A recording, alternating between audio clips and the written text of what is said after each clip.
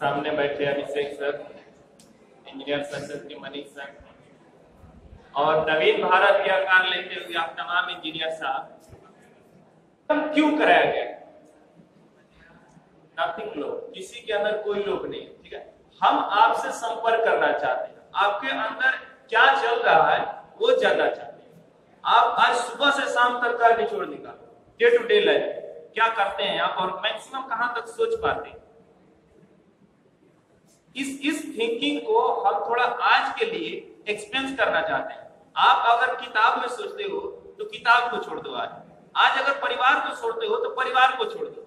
आज जितना तुम सोच सकते हो उतना सोचो, मतलब अपने इतिहास को लेकर, भूत को लेकर, वर्तमान को लेकर और भविष्य में तुम कैसे समाज और कैसे हिंदुस्तान की परिकल्पना कर रहे हो, इसको फिगर आउट करके सोचने की जरूरत है।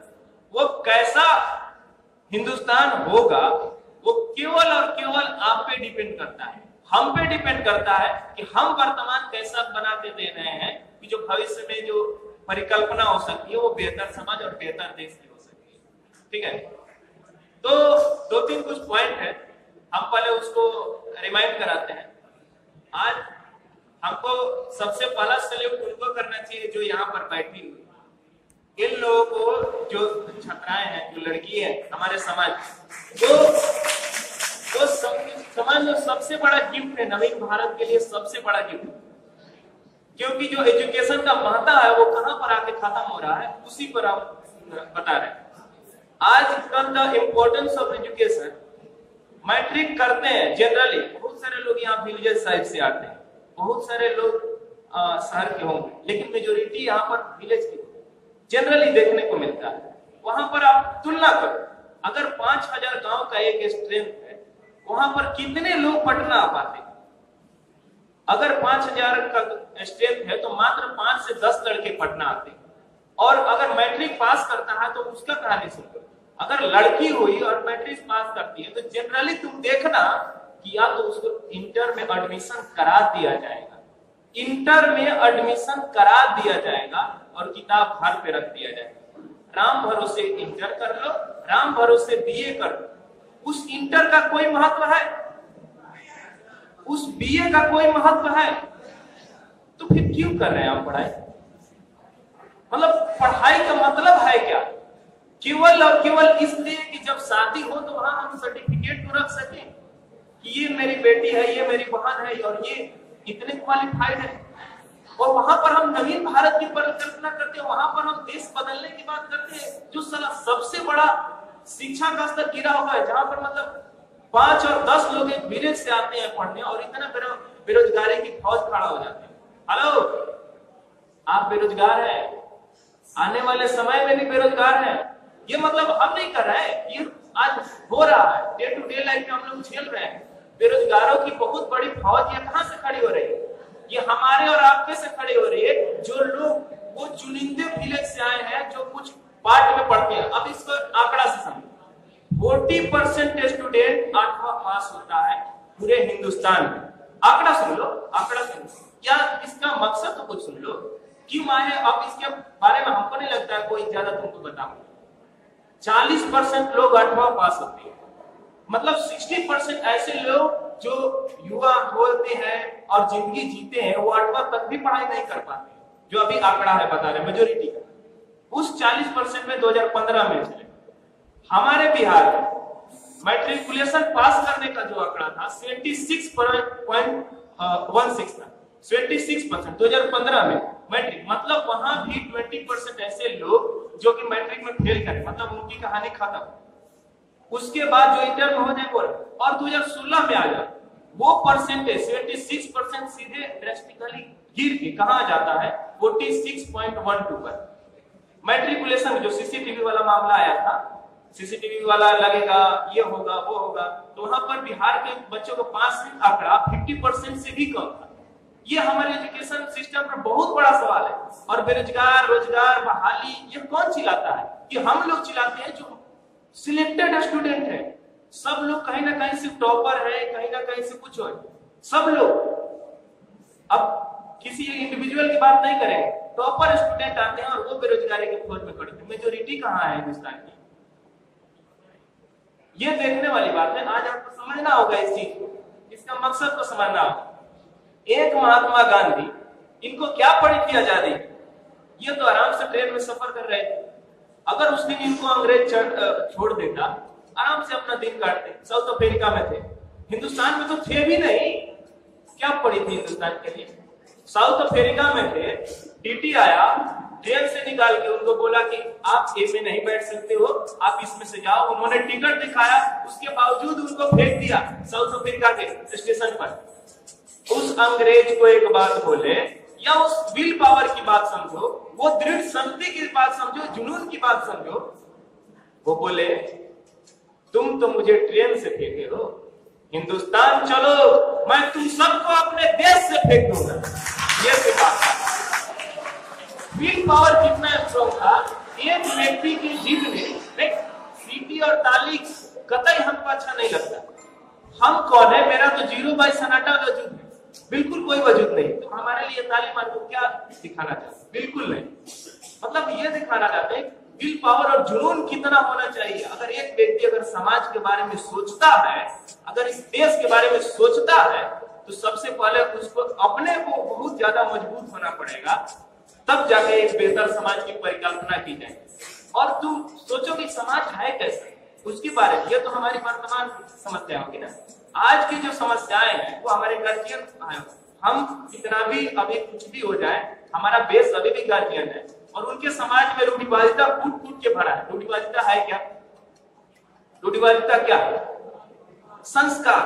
देखो कितना बड़ा बेड़िया पैर में बांधी जाती है शुरुआत में, बेटा हो या बेटी हो। अगर हम जनरली देखते हैं कि महिलाएं आती है तो बड़ी भूख ताम के आती है, हमारे परिवार में, हमारे घर आती है ना, वो जो बोलते हैं घूंघट गिरा के, और जो इस टाइप के, ये कितनी बड़ी, सोचो की आजादी है, कितनी बड़ी ये रूढ़िवादिता है कि वो लड़की, वो औरत जो हमको समाज घर में अच्छे अच्छे पकवान खिलाए, हमारे सपनों के पीछे अपनी पूरी जिंदगी लगा दे और उस घर से बाहर न जाए, उसको हम लोग संस्कारी महिला कहते हैं यार। ये सोचने वाली बात है। संस्कार का डिफिनेशन बहुत अजीब है। और जो लड़की यहाँ स्टेज पर आकर सरकार की गलत नीतियों को चुनौती दे, या फिर कुछ अलग करने की क्षमता लेकर एक अलग वे बनाए, उसको हम लोग क्या क्या कह देते हैं, क्या क्या कह देते हैं। क्यों ये ऐसा क्यों कहते हैं हम?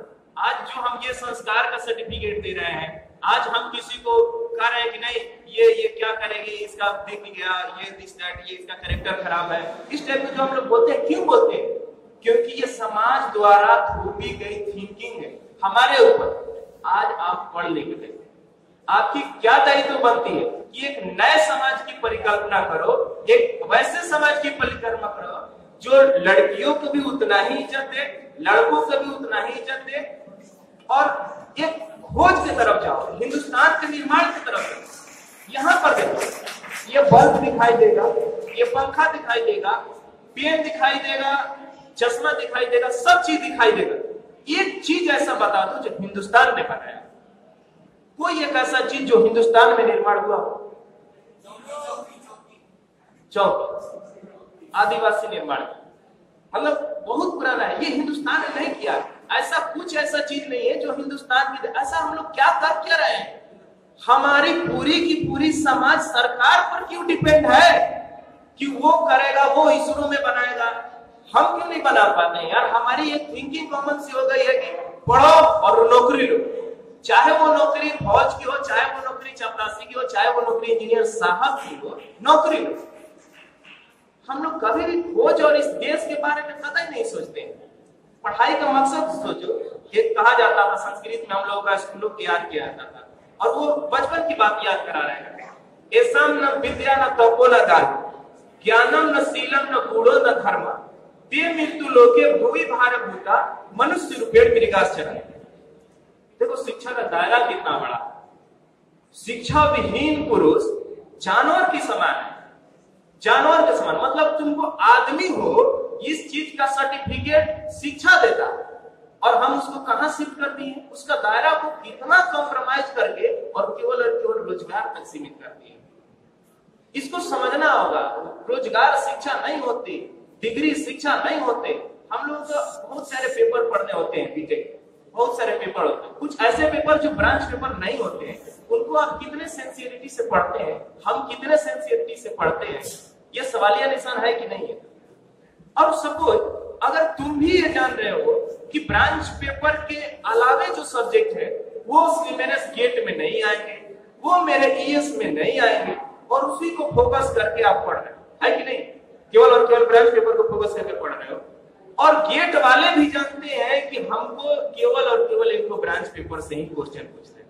तो मुझे समझ में यह नहीं आता कि जो नॉन ब्रांच पेपर है उसको हम लोग क्यों पढ़ते हैं, क्यों पढ़ते हैं, मतलब उसका भी कोई थीम रहा होगा पढ़ाने का। अगर हम लोग लीडरशिप पढ़ते हैं ना, लीडरशिप अगर थर्ड ईयर के होंगे तो शायद जाते हो, वो भी आएगी, तो लीडरशिप क्यों पढ़ते हैं, उसका इंपॉर्टेंस क्या है। 195 करके जाके एग्जाम दे देना है। एक बचपन में हम लोग गीत भी गाते थे कि यह देश है तुम्हारा, नेता हो तुम ही कल के, इस टाइप के देते थे ना। उस सब तक हम लोग केवल गाते थे, सोचते थे, समझते नहीं थे। जब इंप्लीमेंट करने का आज जब समझ आया है तो हम लोग भाग रहे हैं, अपनी अपनी सभी जिम्मेवारियों से भाग रहे हैं।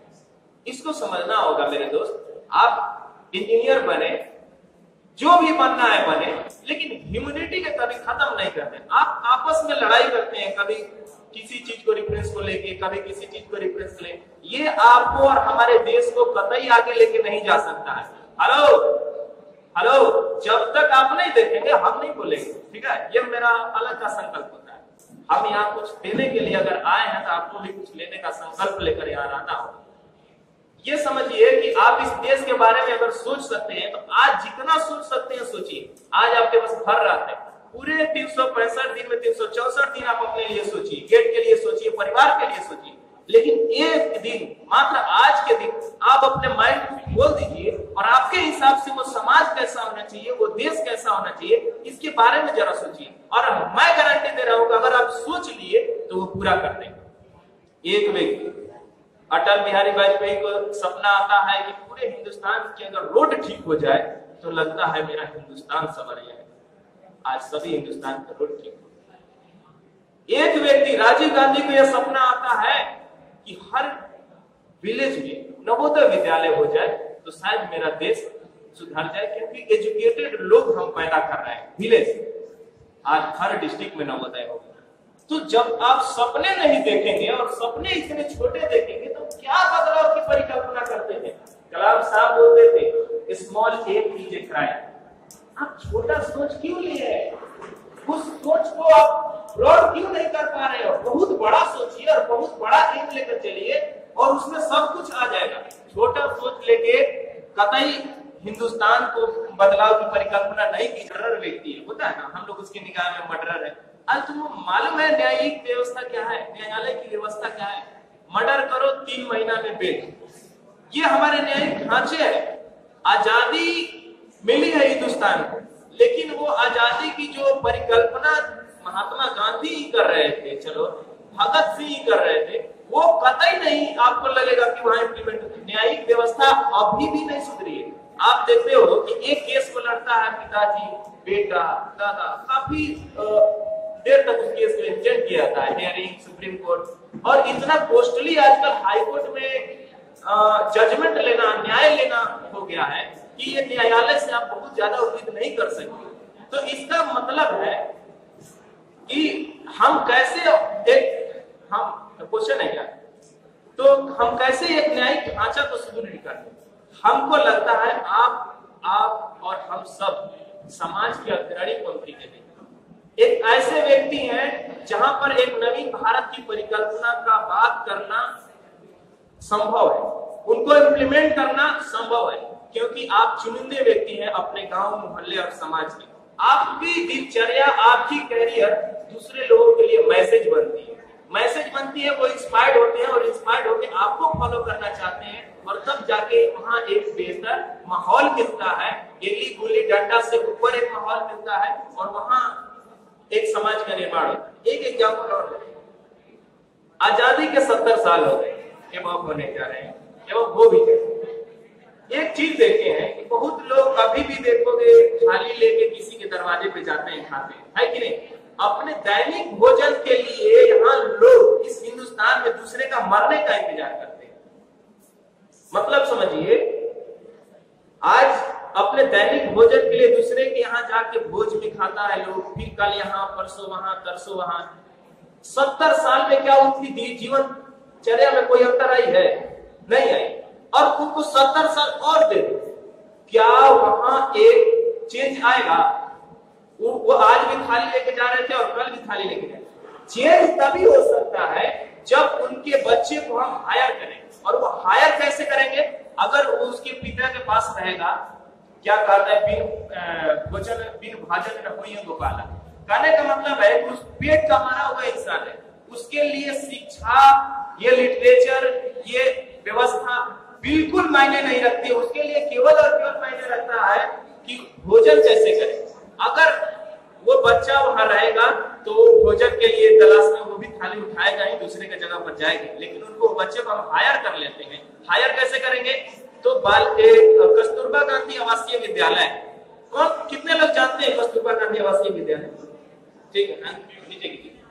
अगर ठीक है, कस्तूरबा गांधी की हम बात करें तो यह केंद्रीय विद्यालय ये हर पंचायत में होने चाहिए। ये नामुमकिन नहीं है। अगर हम ये कह देते हैं कि पंचायत में केंद्रीय विद्यालय कैसे पॉसिबल है, तो बिल्कुल गलत। पॉसिबल है। आप सोचो तो सही, कॉस्ट कितना लगेगा? उस कॉस्ट का एनालिसिस तो करो, एक पैटर्न तो बनाओ, तो पता चलेगा कि जितने पैसा माफ किए हैं सरकार ने बिजनेसमैन के, उससे कम ही कॉस्ट में हर गांव में, हर विलेज में केंद्रीय विद्यालय खुल जाता, कस्तूरबा गांधी आवासीय विद्यालय खुल जाता, जहां वंचितों के बच्चे को हम हायर करके नया एजुकेशन, नया माहौल में तैयार करते और फिर उनको उस माहौल में भेजते, तो वहां पर नवीन भारत की बदलाव की परिकल्पना हम लोग सोच सकते हैं। तो यही सब बातें हैं जो आप सोचिए। आप बिल्कुल सोचिए कि आप हिंदुस्तान को कैसा देखना चाहते हैं, उसमें आपकी क्या भूमिका होगी इसी चीज को लेकर। आज के अगर किसी भी लड़के को यूनिवर्सिटी से रिलेटेड कोई प्रॉब्लम आती है तो आप निसंदेह हम लोगों को बताइए। अगर जितने भी हम लोगों से कोशिश होगी करें। बहुत लोग मेडिकल का भी बताते हैं, कोशिश करते हैं हम लोग पूरा कर सकते हैं। सवाल ये है, मेडिकल माफिया और शिक्षा माफिया बहुत बड़े पैमाने पे है और ये किसी मर्डरर से ज्यादा घातक है। आप अगर इस चीज को समझ सको तो समझो। बिना किसी एक्सक्यूज के 10 को टेस्ट लिख देता है डॉक्टर। क्यों लिख देता है 10 को टेस्ट? एक बहुत बड़ा हम फी को 3000 तक डॉक्टर का फी देते हैं। क्यों देते हैं? गवर्नमेंट का कोई कंट्रोल नहीं है इन माफियाओं पर। सबसे पहले संयोग उन माफियाओं को कैसे हम लोग निपटारा कर पाए, और तब शिक्षा माफिया और स्वास्थ्य माफिया ये और बेनामी संपत्ति, ये सब जब खत्म हो जाएगा तब लगता है कि एक नवीन भारत आगे बढ़ रहा है और उसके कदम से कदम मिला के हम लोगों को भी चल रहे हैं। आप आज पूरा सोचो, जो भी क्वेश्चन है आप पूछो, यहाँ पर पूछो, क्योंकि ये डिबेट टाइप आपको माहौल क्रिएट करना होगा कि आज के कॉन्फ्रेंस में आप बैठ के ताली बजाने वाले नहीं हो, बैठ के विचार लेने वाले हो। वैचारिक मजबूती से ही, आइडियोलॉजी से ही समाज बदला है और बदलेगा, कभी किसी चीज से नहीं। आप मार के किसी को चाहो कि बदल दें, उसकी थिंकिंग को बदल दें, तो कतई पॉसिबल नहीं है। ये आइडियल पुरुष है, राष्ट्रपिता है, और इसी आइडियोलॉजी से देश बदला है और ऐसे ही आइडियोलॉजी से आज भी देश बदलेगा। उस पर आपको सोचना है। और धन्यवाद।